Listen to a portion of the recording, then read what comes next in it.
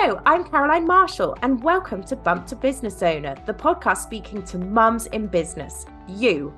I'll be in conversation with some of the most inspiring women and mothers in enterprise about their journey, how they created their successful businesses alongside raising their children, and what that looks like in work and family life.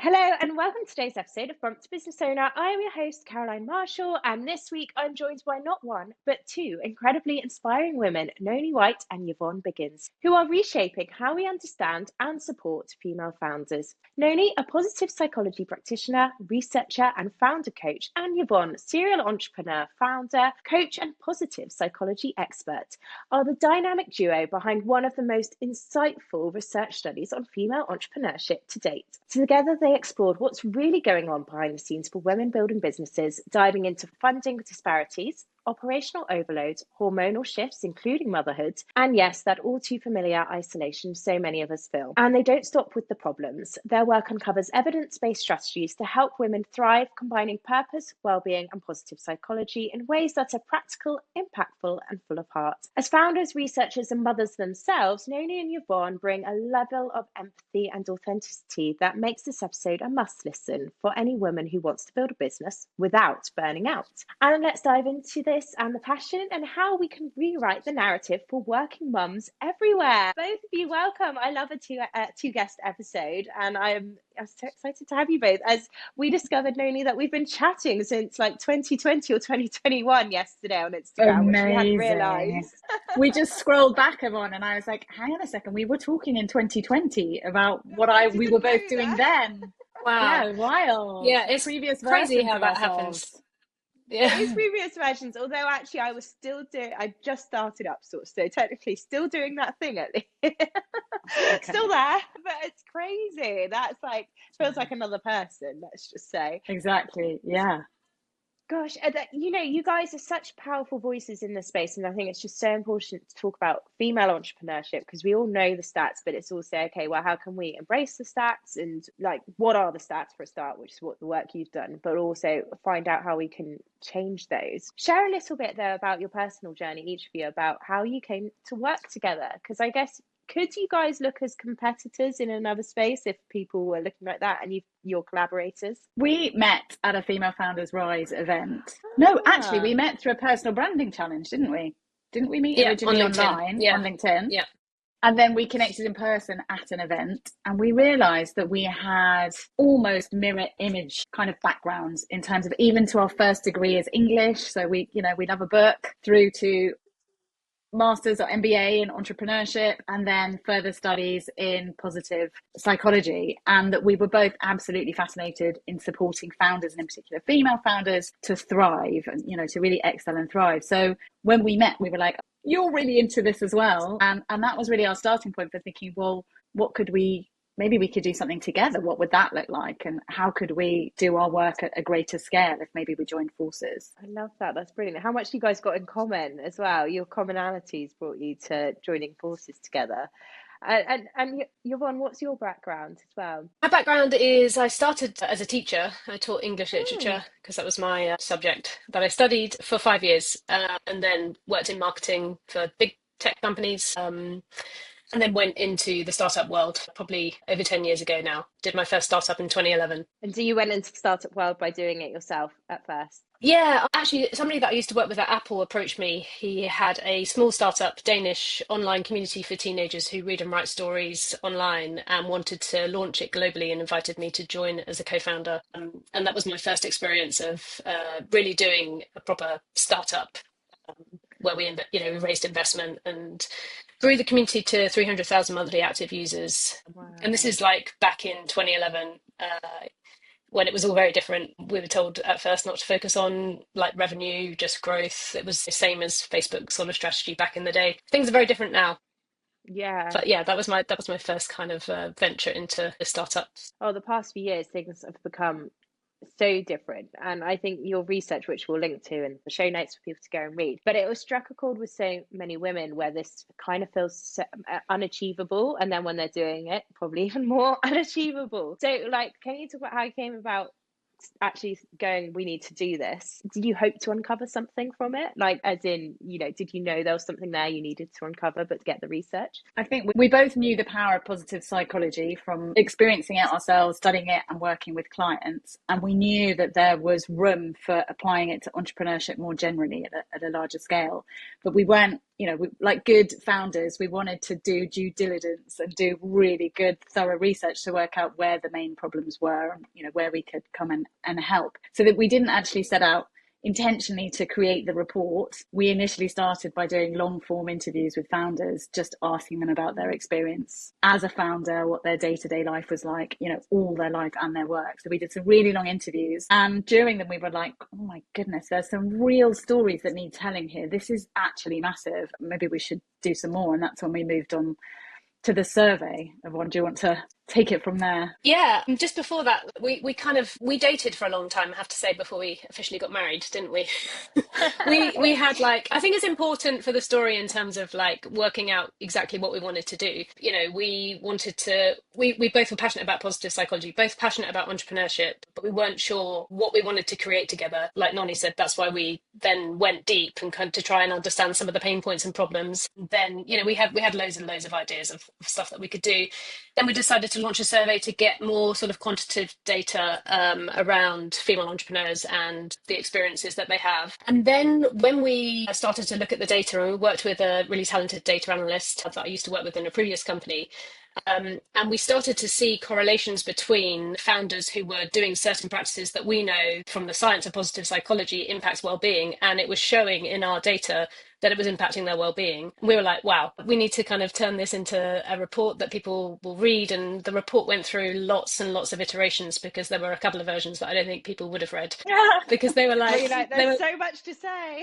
Yeah, and we're both quite like our sort of academics and our evidence. Massive geeks, basically. Research. And at one stage we were sort of looking at publishing an academic journal, and Anyway, I think the report that we've produced is accessible, and it brings out the main sort of stats. And like you say, it doesn't just pinpoint the problems, although that's really important to raise awareness around that.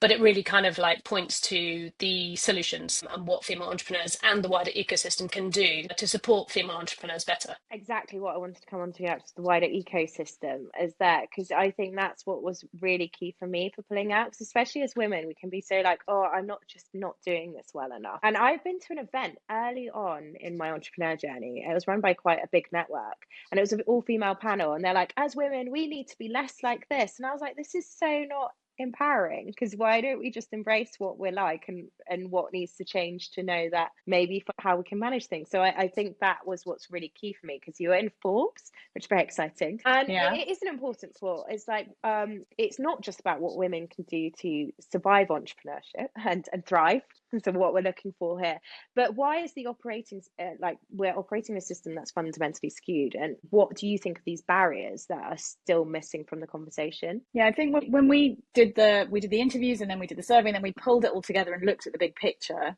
it was surprising and shocking, but almost not surprising and shocking at the same time. It was the scale of it. We spoke to solo founders earning less than 50K, up to founders with massive teams who were, raising millions and millions. And across the board, the same shocking statistics came up. And the comprehensive picture that was portrayed by all this data was that we were operating in a system that meant that we had to do more with less. We have fewer resources, money, just support, resources. Everyone is just up against it to the extreme. And actually, as you say, feeling like I'm not enough, I can't do this, I'm failing at this. And it's not you. That was one of the things that came out for us, was okay, this is really shocking, but hopefully this is reassuring that people know that it's not them that's failing, it's the system that's failing them. They're being forced to operate in an ecosystem that's basically hostile. It doesn't matter if you're going for funding or you're not going for funding. That a female founder gets less than 2% of every pound invested in a business. What the environment in which you're operating, and you have all the added pressures of being a woman's almost 75% greater responsibility for domestic and caring responsibilities in the household. So you're just doing much more with much less. It's really interesting. Do you think there's I think there's still many people, and I'm going to say largely men, but I'll just say people who still think, oh no, but it's not like that. I want female founders to do well, and think by just saying, oh, it doesn't matter. It should be, they should be saying that they support female founders rather than really understanding why there's a difference in the ecosystem for us. Was that a kind of question or more of a statement? I mean, Yeah, yeah. I mean, I guess that, have you come across that in your journey of, talking to people about the report, or an education piece maybe that needs to be done there as well? Yeah, for sure. I mean, the report is a good first step, I think, if more than just female entrepreneurs can read it. And there are a lot of male allies around who also, now maybe understand better the unique challenges that female entrepreneurs face. So it is a good first step in raising awareness. Now we need to work with the wider ecosystem to do that education piece and to try and create sort of changes within the entrepreneurial ecosystem. So I don't know, small things like parent-friendly sort of pitch events, or having a more empathetic understanding of some of the pressures that female entrepreneurs face, so that some of the events and I don't know the way that the ecosystem work can change. We need to look at it sort of at a system level, that changes need to be made at a system level so that female entrepreneurs can survive within it and thrive, like you said. And speaking about like the unique challenges, I love that you did include hormones in this. I don't know about you guys, but I do feel it wouldn't have been that long ago where hormones and changes in that for women wouldn't have been covered in a report like this. And and I think it's still now, even I had my first child 2018. I think even then the narrative wasn't around that it takes years for women's hormones to come back in place. And then obviously there's the other, perimenopause, menopause, that stage of life as well. So what were your findings on the impacts of those changes women are going through? I think it was, it was 21% of women experienced an impact from their hormones, and that had a direct correlation with lower performance. So it was one of those kind of nuances that this report was able to shine a light on, really, that, as you say, ordinarily wouldn't have been covered. So it's almost like it's just another thing we have to contend with. The interviews were really good at that. People just saying, it's a massive roller coaster as if it's not hard enough already, and I can't remember anything.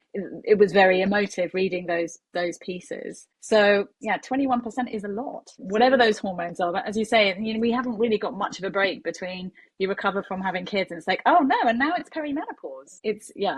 Especially now that you can see that break isn't much, and especially when there isn't the right medical support right now, or holistic support for women, so then they're struggling to get the help they need in that area. It's going to have a direct correlation. And do you think by starting this embracing of them is the start for women to get the help they need? Yeah, I think just having open conversations about some of these problems, like you say, I think there wasn't much of a conversation really about hormones, perimenopause, menopause, like even say 5 years ago. Now it's very natural and sort of common to just speak more openly about what we're all going through. I'm one of those ladies that had a baby later in life, and then I'm in the perimenopause, so all the hormones from having a child later in life, and just generally having a child, and the postpartum period, and all the sort of matricence sort of things that go with that we're kind of aware of, and you've spoken about on your podcast before, and then everything that we know that comes with perimenopause and menopause that can affect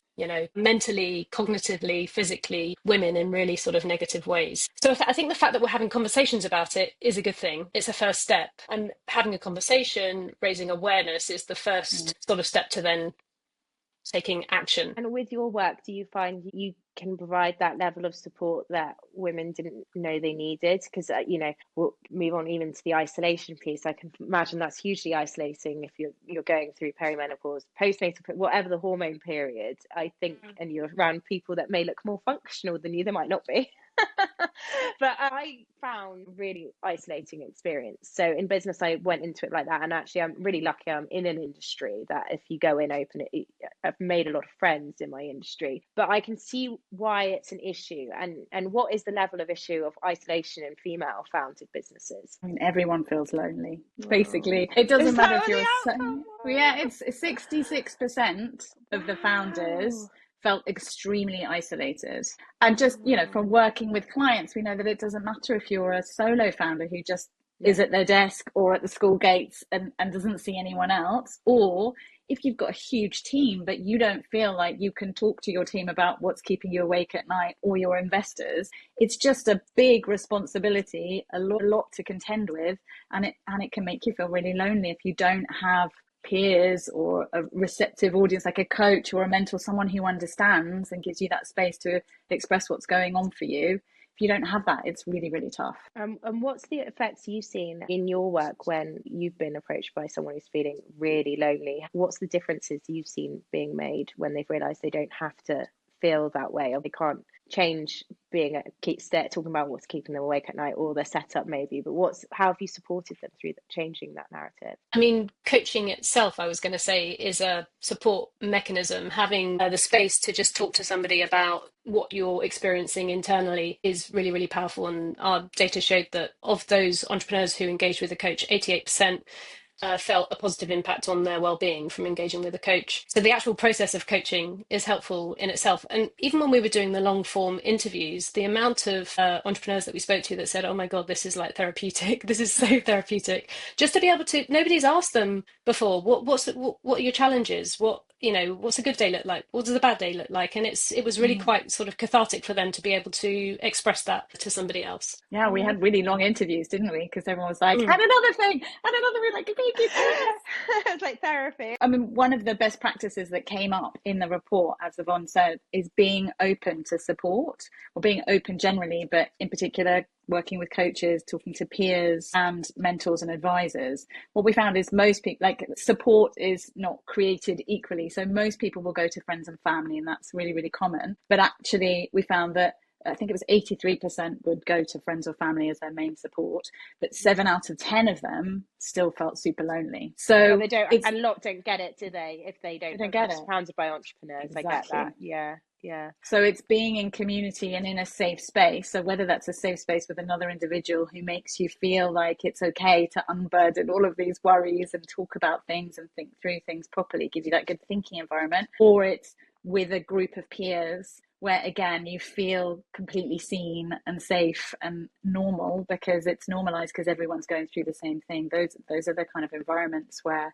you get the most support. Do you think female founders are more likely to not know that you can find this support, whether it's coach, community or something, than male founders? Do we know any of that data or any of your experiences? We know that they're less likely to have kind of role models that they can look to, or they're less likely to reach out for support. There's less networks around, although there are some if you look for them. But yes, we do know that there's a bit of a kind of, I can just get on with it and succeed because I've had to do it as a mum. I've had to do it, like I'm carrying everything else. I'm carrying everything else. I can do this as well. That's what I was going to say. It's a bit, there's that like ingrained mindset of like, well, I've just got to get on with it. That's what women did before, isn't it? Like that awful narrative of like, just get on with it, which I think we're really trying to move away from in our generation. And it's so freeing when you have got a friend who is a founder or in your industry or something to be like, this is an awful day, I've had this happen. It's just on WhatsApp, isn't it? It's the nicest thing to do that, isn't it? We all do it. Yes, we all need it. I think the other thing is we've just got to get on with it, but it's also we've got this very ingrained narrative, and I think this is men and women alike, but perhaps more so with women because of all the other stuff we tend to carry as well, which we can just, this is really tough. There's not enough time. That was the largest stressor, was we've got too much to do and not enough time. So I'm just going to work harder. It's like, I can outwork this. Yeah. And actually, so I don't have time to go and talk to someone. I've got work to do. So it's that kind of always putting all the priority, the default way of working is just like, must work harder, and all that other stuff can wait. I'll just get through this next period and then I'll look at my well-being. I'll just do this and then I'll do a networking thing. But right now my priority is just working harder, getting more done. And actually what we found is that's a false economy. It's very normal, and we need to somehow change that conversation so people realize that when they put time in the things that help their well-being, as we have data that proves this, it improves their performance. So actually you feel better, you think better, brain works better, you get better results, better performance. In the moment when people are feeling overwhelmed, scared, too much to do, not enough time, they tend to just go, I'm just going to double down on my work and work harder. I relate to that as an employee in a startup, I have to say. way, which is, also shows as if you have got a team and a leader, you doing that makes other people work like that. And I did also just have this thought as well. I wonder if there's this element of seeing networking, spending time with a coach or in a coaching cohort or something like that, seen as a luxury rather than a business investment. Yeah. Exactly. We were just talking about that today. Oh, were you? Yeah. Well, Yeah. maybe you talk about it, but the vitamin painkiller analogy. Yeah, there's that. Have you heard that? It's a sort of marketing analogy that people will buy something if they have a pain that really urgently needs fixing, and actually people don't think well-being is a pain that needs fixing. It's a luxury. And then they neglect it, and then the pain compounds very slowly, and suddenly they're almost burning out. They're like, whoops, I should have probably looked after my well-being. So it's a tricky sell, trying to sell something that's actually preventative. But the double whammy is, not only is it preventive, it's going to stop you burning out, but it's also going to make you feel better and do better. But we're programmed to just go, it's a luxury, I'm just going to work harder. I don't have time or money to invest in that right now. My priority is more work getting done. And it's like, actually, we'll do less work and look after your well-being and do better work.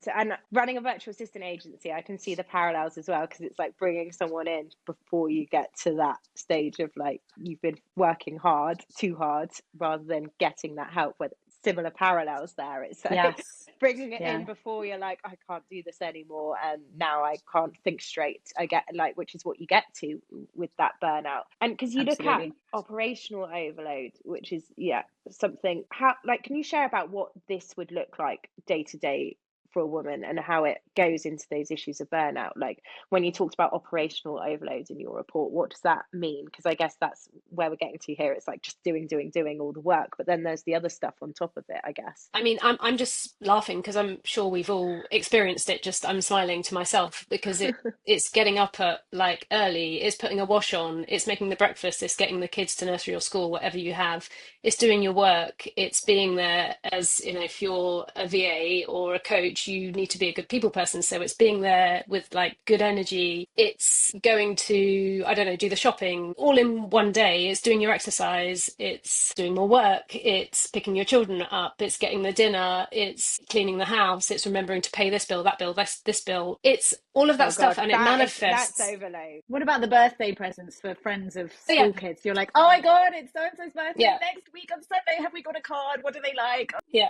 Or even just people like your in-laws. I'm like, oh, it's my brother-in-law's 40th. I forgot a couple of weeks ago, by the way. It's the overload. And I'm like, it's like, where reminds me. Green Day, and it's just all the things. It's too much. Bakes and cakes. I sent in money for a candle that my kid purchased at school today, and I was like, and he was like, I need it this week. And I was like, what? £2? All of that stuff. I'm like, and it's the context switching, I think, that is where the cost comes. Like, because you're going from maybe speaking to an investor to doing, organizing something for school, like a Wear Green Day or whatever.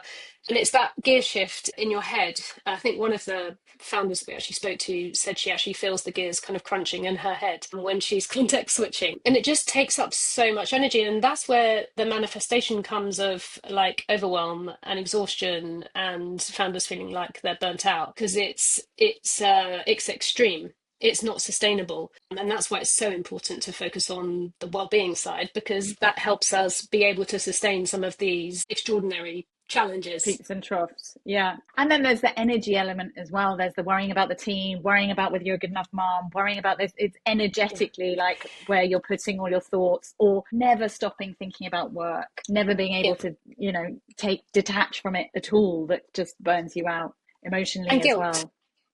Guilt as well, like you were saying about worrying that you're not a good enough mum, worrying if you go for a run you're not spending time on work, guilt, worry, it's all a lot. So socialising, that's a waste of time because you're not working, when in actual fact socialising is never a waste of time. I mean, I'm sure that there's no mum I know is doing socialising too much, but it's another thing, it's another practice that is in our best practice. Part of the report is making time for joy, and socialising, or whatever it is that enables you to have fun or experience joy, is a really, really important practice to maintain. Like the science behind it is very, very clear in terms of having time to sort of rest and recuperate and have fun and experience positive emotions, which the science tells us enables you to be more creative, have better relationships, etc., etc. And I guess because I discovered that last year, and that's why we ended it on joy, because it really was last year. It's like a penny dropped for me. I'd done all the work of like, oh, I've got to make time for the things that I really love, and this is what I love. And now I love them even more than probably when I did. I was like in my 20s or stuff. I'm just more like going to the theatre. I think I'm more consumed by it than distracted by something else when I was younger. And do you think, like, I think thinking of that and embracing joy, you really can't unless you're embracing that self-care piece. And that's when you've said in the report, a strategic, even radical act for women in business. And do you think you need that self-care piece before you can get to the joy? I think it's when we finished this report, and it was, you know, a proper mission. There was us in like with post-it notes trying to work out all the statistics and the story, and it was a big old piece of work. We're really proud of it. But when I sat back and I was like, oh my goodness, this whole thing is about self-awareness. So self-care is part of that, but there's self-awareness about who you are and your values and your strengths and all of that and your preferences, and are you doing the right thing and your purpose. And there's self-awareness about how you are in yourself. What are your needs? So like, you know, sometimes founders will come to me and they're like, I don't know when I last had fun. Like properly miserable. They've lost all their joy because they've just worked themselves into like a really sad place. And they're like, I don't even know what fun is anymore. So then it's like, okay, well, that's going to have an impact on how you're performing and how your brain's working. And we talk a little bit about the science, as Yvonne mentioned. And then it's like, okay, well, what was fun for you? Where do you find joy? What are the positive emotions?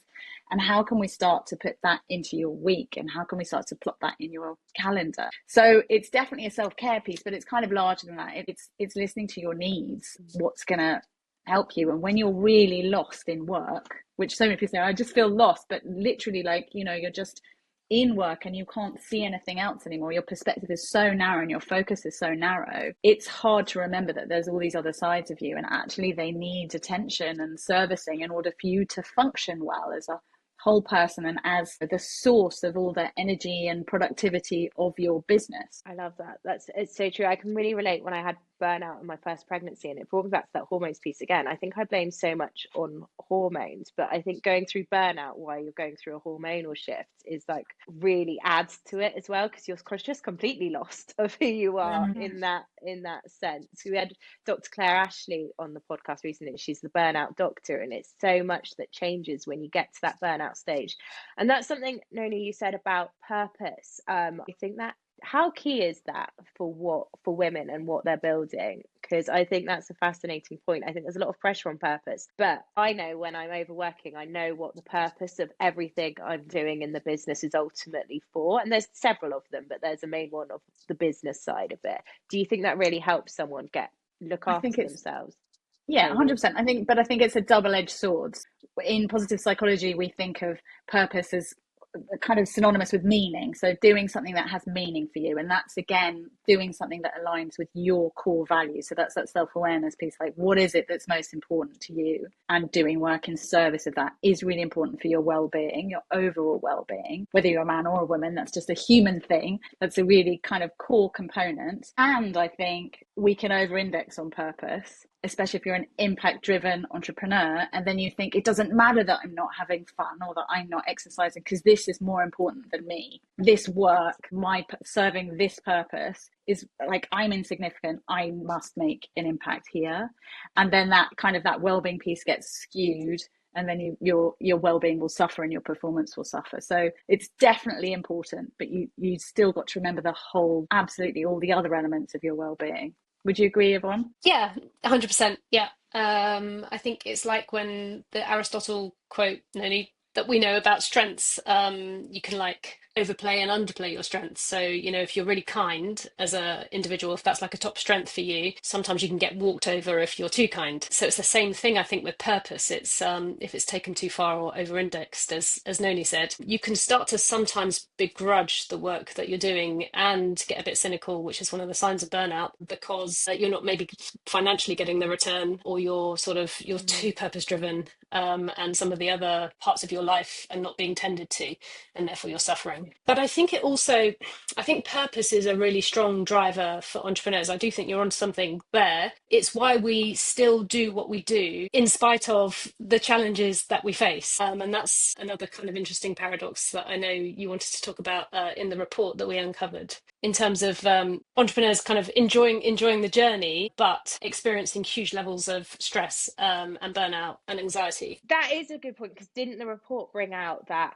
ultimately everyone enjoyed the entrepreneurship journey, which is also going against, despite all of it, like 50% suffering from burnout in your report, and the operational overloads, they enjoyed the journey, which is really interesting. And that is why you think that's down to purpose, Yvonne. I think it's down to quite a few things. I think purpose is one of them, because there's a personal drive to either change the world in some way or create a fantastic product or whatever the venture is. It's also to do with the fact that, especially as female entrepreneurs, entrepreneurship affords us autonomy and freedom and flexibility, all the things that we need in our lives when we're looking after children or elderly parents or all the other stuff that we've spoken about. It also, we know entrepreneurship can diminish well-being as well, because it's so extreme and there's extreme highs and extreme lows. And so I think purpose is part of the reason they enjoy the journey, but it's also the flexibility and autonomy as well. And despite the highs and lows, they're still driven. Entrepreneurs, we're still driven to do entrepreneurship. When we had our launch webinar to talk about the report, we asked the attendees if they felt stressed, if they experienced burnout, and would they do anything else. So everybody put their hands up to say yes, stress, burnout, which is, not great, but everybody put their hands up to say they wouldn't do anything else either. That's so interesting. And I think that's maybe because I experienced burnout as an employee, but in a startup, and maybe it shows that piece of passion of how you get to burnout, but still it's not entrepreneurial. That's the cause itself, it's the work. And does that make sense? Like, it can still be purpose driven. Yeah. I think burnout as a syndrome is often kind of caused by the work and the environment, and changing the context can be a way of sort of recovering from burnout often. But I think it's, if you're working in a startup but it's not your personal mission, then you may experience burnout more than if you're working for yourself. I think it's probably rife in the startup world, in some of them. I can imagine. I mean, I know it wasn't where I was working. Can I ask there as well, so if a woman came to you and it's a successful founder, does everything right on paper, has really lost her way with looking after herself, it's not ingrained, where should they start? How would you encourage them to start, of even just seeing, because I think the first part is probably seeing that this is essential for them, but how can they get to that first step of like, okay, I've got to prioritize myself a little bit here? When I work with clients, we tend to start from a really looking at their foundations, so helping them see that they're more than just their work. So filling in, like looking at their whole identity and the different domains of their life and seeing where their big gaps. And often if you're just like super successful at work, maybe your relationships will be suffering, or your health and fitness, or, whatever it is. Just even that first piece of appreciating there is more to life can be quite profound. And then there's a comprehensive wellbeing theory, which includes meaning, as we talked about, called PERMA-V, which from positive psychology. I use that as a lens to looking at the different areas of wellbeing and seeing how they'd rate themselves out of 10, and then what needs attention, and then making tiny little steps in those directions to increase that gradually over time.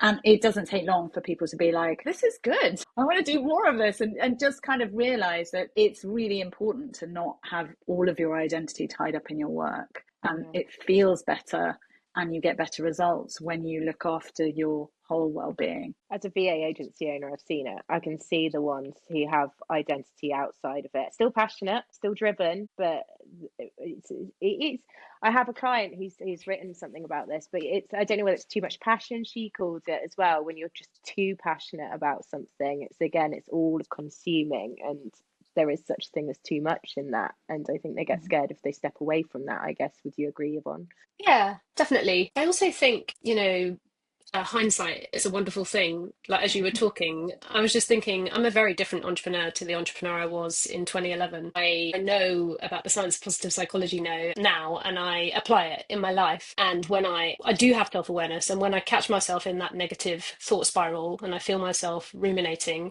I know what to do about it. And I know practices that I can apply in my life to help me feel better. What was the change that made you like that? I think I was one of those entrepreneurs that didn't have an identity outside of the startup. My first startup, I used to refer to it as my baby. I worked ridiculous hours. I engaged in not so healthy behaviors and didn't really sleep much. But I thought that wore it like a badge of honor because that was the world of entrepreneurship now. And I think it still is in some circles.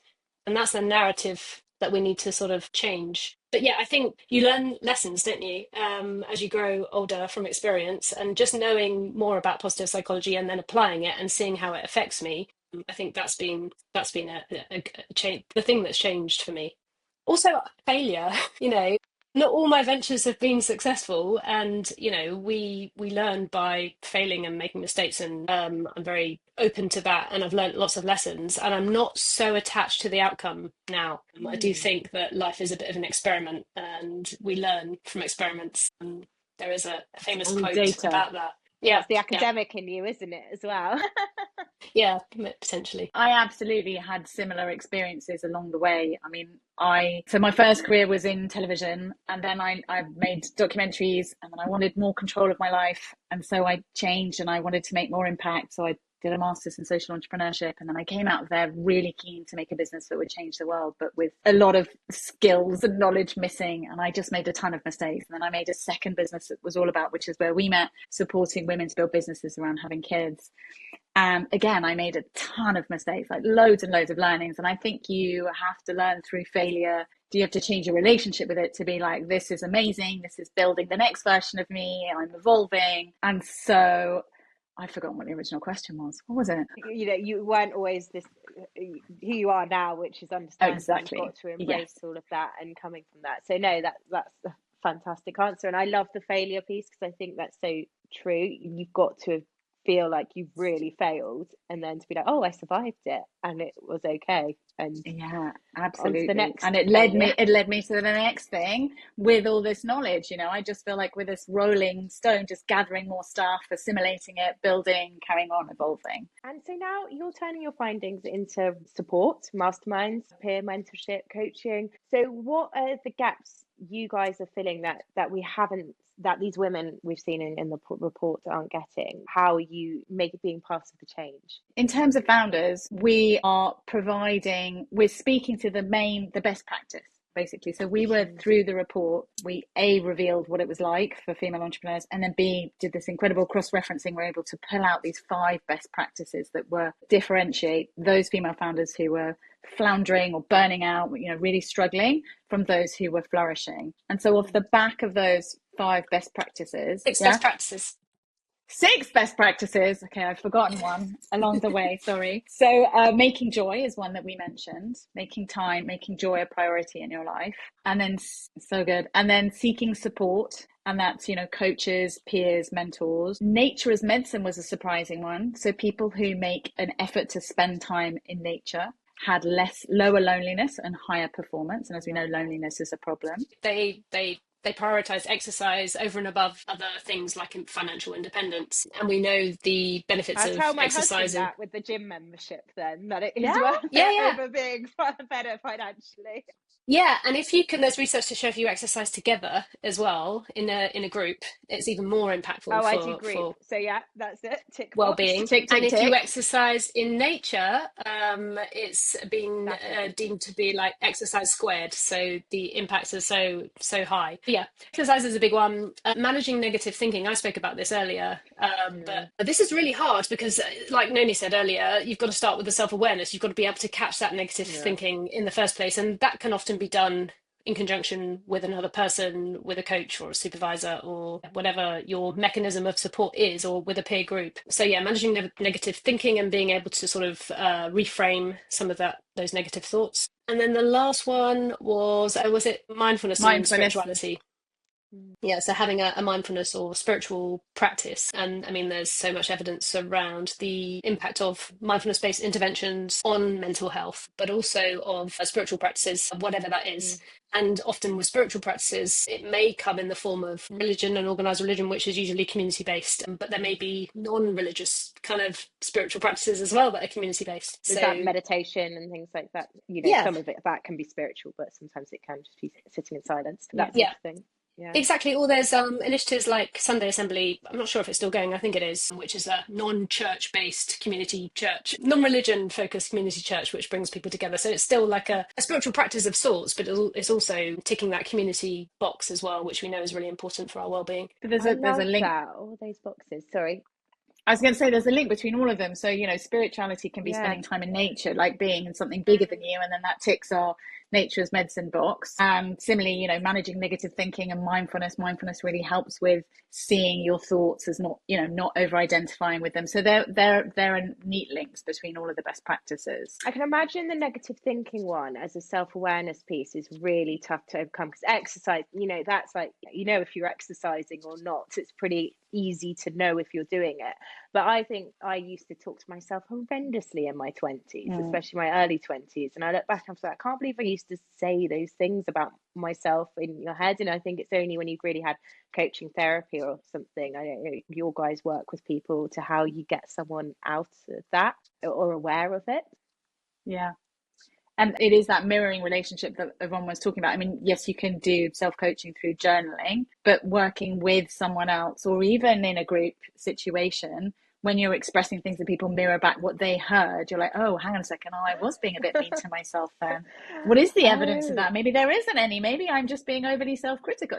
There's something in having things reflected back to you. But going back to your point about what are we providing? So we have taken those best practices and created a service to support more female founders to flourish. So it's looking at all the data backed up by positive psychology, all of our years of experience of working with founders and being founders ourselves, and put together a mastermind for female founders. So it's a really deep connection, like a community with the elements of peer mentorship. So we've got the peers in there, we've got the mentorship, we've got the safe space in the community, and having regular sessions looking at these best practices so people can develop habits that support them to have the best well-being, the best performance and the best resilience. And that's in a group coaching environment. So it's got that kind of double whammy of community, connection, support, plus awareness of and accountability for building the habits that are going to help you function best and do your best work, have the best results, but also have really good well-being. That sounds fantastic. And for anyone, because we talked about that stat that 97% still enjoy their journey, but when they're facing the challenges, what encouragement do you have for anyone listening to this and like, that's me, I'm really just firefighting day to day and not making time for myself? What words of wisdom do you have for them? I would try out one of the suggested best practices. We have, we're not immune to all of this stuff either, even though we know it and we've researched it. So there are times when we're not at our best, we're feeling negative. I had an instance of that like 2 weeks ago, kind of midway through launching the report, feeling super overwhelmed. One of the things I did was spoke to my supervisor, kind of just unleashed all of my negative thinking and had that reflected back and was able to reframe it. And another thing I did was just go for a walk in nature. I just needed to feel my feet on the ground and be, I know it sounds a bit hippie, but in a sort of with the trees and listening to birdsong and listening to nature, feeling so much better from being in nature. So try out one of the practices from the best practice blueprint that we have in the report. We've also included, Noni mentioned earlier, some practices that are associated with the PERMA V wellbeing theory. So specific practices that can help create more positive thinking, positive emotions, engagement, so strengths-based exercises, improve relationships, meaning and purpose, achievement, and then vitality is the whole sleep, exercise, rest piece, nutrition even. Is an important part of that. So we've included sort of small exercises that founders can apply and try as well. And I was just going to say, as well as the support for founders, we also have support for the wider ecosystem. So it could be startup teams. We provide workshops, programs to support them with their well-being. And also we're reaching out to investors and accelerators and other players within the wider ecosystem to provide workshops and programs and one-to-one coaching as well for both founders and also investors in their portfolio companies. That's brilliant, because then that's not fix the start of trying to fix the ecosystem piece, isn't it? Rather than just putting it on the female founders to fix, because I think that's so important. Exactly. This, isn't it? Yeah. Yeah, and I also loved your bird song piece, because I read recently actually that it also makes us feel physiological safe when we hear birds are singing, and I found that fascinating recently. Yeah. I Yeah. love that. I've not heard that. Yeah, because it means there's no threats around. But literally, it's like a human, it's like an old way back thing. If the birds are Primitive. around, yeah, there's no threats. So you do feel safe being around bird songs. So I found that fascinating, that little fact I read the other day. That's super cool. And Noni, for you, is there anything you've missed that will help someone along their journey? I think you've covered so much there, which is brilliant. No, I think just download the report, because Yeah. we've got the 6 best But it practices, makes you feel and then not we've got alone, extra. doesn't it? It takes away the lonely piece already. Yeah, absolutely. It's common to all of us. So download the report, see that you're not alone, and then read the section that gives you tips for small things that you can try that will hopefully improve your well-being, give you a detachment from work, and so boost your resilience as well, and help start to feel better and do better work. Love that. And now we're going to end on joy, because you mentioned joy as a key theme you've seen that it's so key for people to feel. And I think as mothers, we can feel really selfish in our own joy. And still now, sometimes it's okay if you answer things with your kids bring us joy. But I also think it's important to, as part of your whole identity, to have other areas of joy. And mine's been theatre and dance and rediscovering that. What brings you each your own selfish joy? Let's start with you, Noni. So I sometimes, especially if my children are being annoying, I will put on really loud tunes in the car. They're used to it now, it's fine. And so I will have like a little rave in the car with them in the back listening to drum and bass or whatever it is. Or I'll put on like big songs and sing along to Adele or whatever. So those are like little moments. Those are very functional moments of joy when you've got a car ride and you just belt out a big song, or, feel like I'm just dancing to some music that I love. So music or kitchen dancing, that's a quick one for me. Oh, kitchen dancing. Yeah, good one. A silly dance makes them all suddenly either walk away from you yes. or chill out, because they don't want to see the silly dance in the kitchen. What about you, Yvonne? What brings you joy? Well, I was actually, when I first came on the call and I saw Noni smile, I have to say that always brings me joy, because she's got such a joyful smile. That's so nice. So sweet. Thank you. But more than that, as well as that, I love exercise. Always have done. Paddle is my new kind of obsession. I remember we spoke about that, didn't we? we? Yeah, so I love playing paddle. It brings me joy. What I love about it is you can be playing with like a 16-year-old or an 80-year-old, and you have conversations because it's very social about all sorts of things, and you can improve your game quite quickly. It's way more accessible than tennis, which I also play, but it brings me a lot of joy. There's a lot of community aspects to it as well, so I think paddle. I love that. I started pickleball recently and I'm feeling the same effects from it. I only did one session. We've got 2 more signed up with some of the school mums, and I think those, like you said, they're more accessible than tennis and actually easier because I can actually play it. So I think there's such good things to start bringing out more and get people out there. I think that's a really good highlighted point. Find your local paddle or pickleball. Yes, exactly. Thank you so much, ladies. Thank you so much for the report. Honestly, it's so validating. I think any data that we can bring for the challenges, like I said, we knew they were there, but really understanding the depths of them and what it means and the data behind it is just brilliant. So you've done amazing work. Where can people find the report and find out more about maybe working with you both as well? We have an organisation website called It's Positive Entrepreneurship. So on that website you can go to the report page and download the report from there if you haven't done so already, and then there is more information about what we do, the services that we provide, and ways to contact us. And then we also have our own specific coaching businesses as well, with websites that again I think will be in the show notes. That'll be in the show notes. So thank you so much for today. I can't wait to start now. I'm sure there'll be more that comes out from this report, so I can't wait to see it. Thank you. Thanks so much. Thank you so much for listening to Bump to Business Owner. I hope you enjoyed the conversation. Please do rate, review, follow or subscribe wherever you're listening. It really helps us to connect with more mums and business owners. You can DM me on @BumpToBusinessOwner on Instagram, and I'll be back next week.